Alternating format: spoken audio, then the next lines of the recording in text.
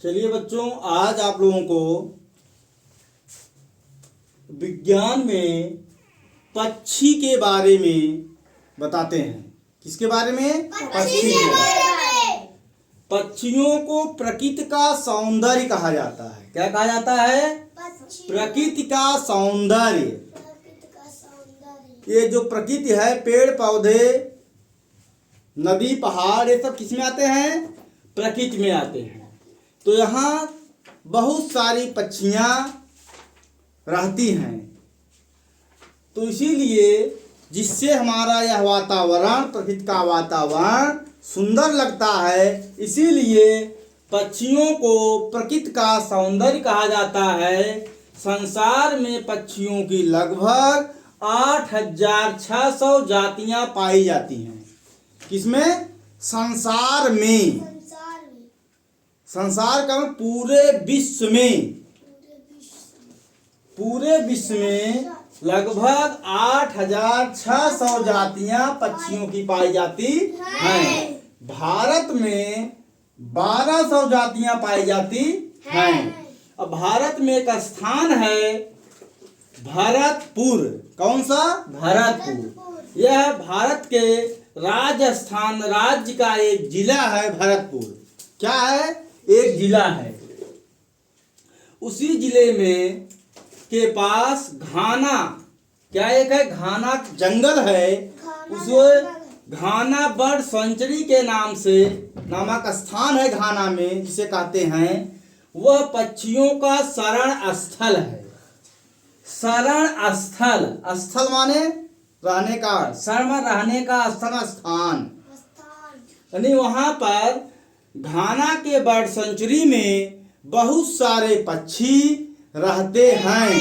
इसीलिए उसे bird sanctuary एक अच्छा नाम दिया गया है।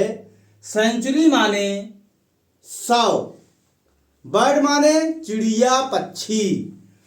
सेंचुरी आप लोग देखते हैं क्रिकेट खेल में जब खिलाड़ी 100 रन बना देता है तो कहते हैं इस खिलाड़ी ने सेंचुरी मार दिया।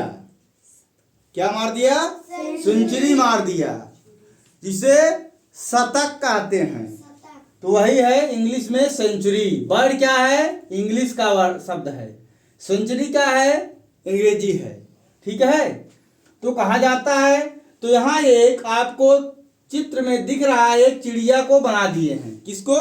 चिड़िया को। चिड़िया में क्या है? चोंच है,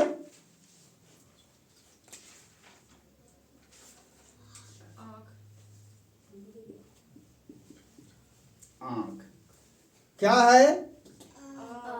चोंच है, आंख है, सिर है, धड़ है, पैर है, पर है, पंख है, पूंछ है। ठीक है। ये सभी जितने भी नाम हैं, यह सभी पक्षियों में पाए जाते हैं। ऐसा नहीं है केवल इसी पक्षी में है। सब पक्षियों में चोंच पाई जाती है, सिर पाए जाते हैं, आंख पाई जाती है, धड़ होता है, पैर होता है, पंख होते हैं, पर होते हैं, पूंछ होती है।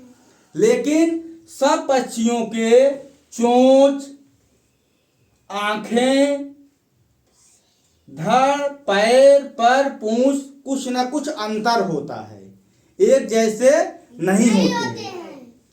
जैसे कुछ पक्षी जो है काफी दूर तक उड़ते हैं, जैसे कौवा।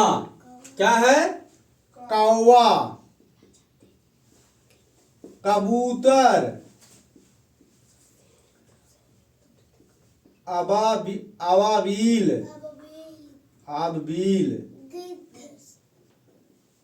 ये जो हैं काफी दूर तक उड़ते हैं। ठीक है। और पहले के जमाने में कहते थे, कबूतरों को लोग सिखाते थे, वह पत्र व्यवहार का कार्य करते थे। एक दूसरे से जो आज के समय में डाक है के द्वारा पत्र आता है, उस समय जो है कबूतर को इतना सिखा दिया जाता था, वह जो है पत्र को एक दूसरे के यहाँ संदेश के रूप में भेजते थे। तो इसके अलावा कुछ और पक्षी हैं, जैसे ये भी उड़ सकते हैं। आप देखते हैं बाज, चील, गिद्ध, तो ये जो है बाज, चील, गिद्ध, यह क्या है? यह इनके पंजे जो है मजबूत होते हैं। ये आकाश में बहुत ऊंचाई तक उड़ते हैं। क्या करते हैं? बहुत ऊंचाई तक उड़ते हैं।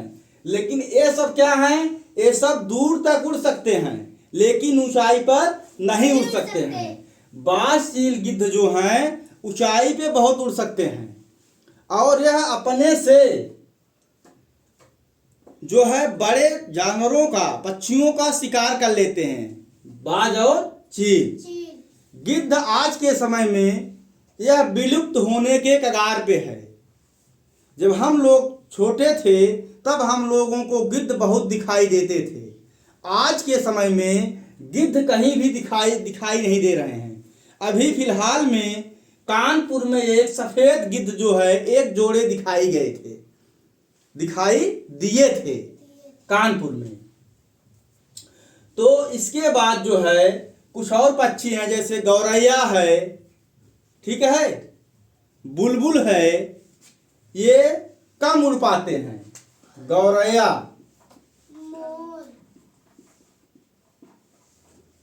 बुलबुल यह उड़ते हैं लेकिन कम उड़ते हैं। इसके बाद आप लोग देखे होंगे मुर्गी, मोर, ये भी क्या होते हैं? पक्षी हैं लेकिन जो है बहुत कम उड़ते हैं। ठीक है, बहुत कम उड़ते हैं। और कुछ पक्षी हैं जो क्या कहते हैं, उड़ते भी हैं और वह जल में भी रहते हैं। क्या रहते हैं? जल में। इसमें से अभी तक जितने भी पक्षी हैं ये आपको जल में नहीं दिखेंगे, लेकिन बतख, हंस, सारस, यह पक्षी उड़ते हैं और जल में भी निवास करते हैं। यह भोजन के लिए जल में जाते हैं अपने भोजन के लिए। तो कुछ पक्षी जो है भोजन की तलाश में एक स्थान से दूसरे स्थान पर चले जाते हैं। अभी इलाहाबाद, जिसे प्रयागराज के नाम से जानते हैं, वहां पर जो है विदेशों से पक्षियां माघ मेले में आती हैं। विदेशों से पक्षियां इतनी दूर से उड़ करके हर साल आती हैं।